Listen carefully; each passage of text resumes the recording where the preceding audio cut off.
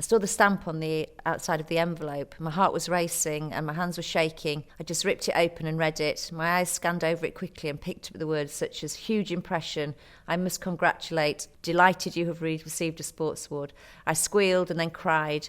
I rang Marty and my mum. I was so proud. It seemed like all the problems with his mental health issues were all being channeled towards success. I felt on top of the world, giddy, like we'd won the lottery. I drove to school and told his headmaster, and we both hugged and cried. He brought Sam into the office and he saw me and he just ran over to me and hugged me and said, have I done it? Have I done it? And he had the biggest smile on my face. One of the most sort of probably shocking moments in my life was Sam had logged onto my husband's phone onto Facebook and hadn't logged himself out, and suddenly we had access to all his private messages, and we realised that not only was heavily using drugs, MCAT, MDMA, you name it, he was taking it, he was also dealing with it. It was a huge shock. We continued being logged on for 4 days, and we witnessed him dealing from upstairs in our house out of the bedroom window. Horrendous, thinking that was your 15-year-old son who is a drug dealer and being completely oblivious to it. I came home from work and unusually Sam was engaging with me. He kept saying, you don't know what trouble I'm in, my head's in a mess and I need help. I love you, please hug me. He then calmed down and went upstairs, and an hour later I decided to go and check if he was all right. The door seemed locked, but there's no lock. I shouted for Marty and knew that it wouldn't be nice to see what we found on the other side.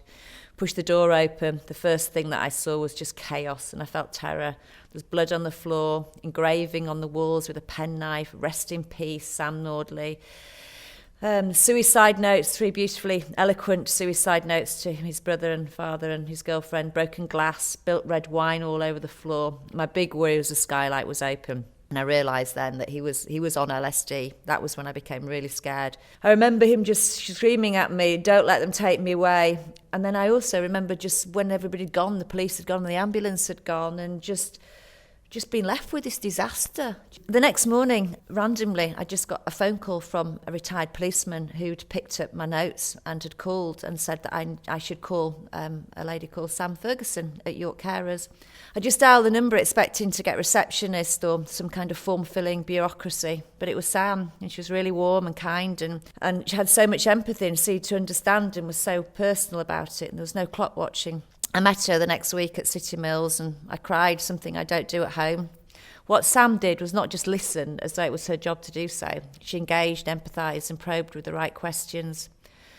The first meeting, the carers meeting, I was nervous but quickly felt reassured that meeting these people who are going through the same thing as we are, who just don't judge, who share stories which show that we're not alone and we're all going through the same thing together. What we've gained from attending the York Carers is strength to set boundaries and stick to them, strength to move Sam out, regain stability and calm and peace back into our family life, and stop feeling guilty about looking after ourselves and how we should move on with our lives. When Sam is ready to come and join the family again, we'll be a strong family and a strong unit. We'll be ready to help him.